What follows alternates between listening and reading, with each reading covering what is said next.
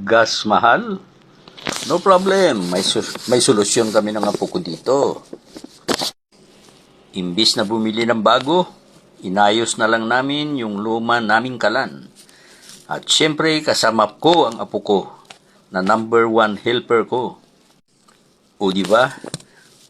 Masaya pa siya habang nag-aayos, naglalaro pa. Sabi ko, apo, paglaki mo, marunong ka na sa diskarte. Kunting higpit dito, kunting linis doon. Ayan na, para mabago na ulit. Walang gastos malaki. Puro saya lang kasama apo ko. Hahay! Kaya mga kaibigan, minsan ang sagot sa mahal na bilihin, tulong-tulong at diskarte lang sa pamilya. Ganyan dapat. Masaya, tipid at may banding pa.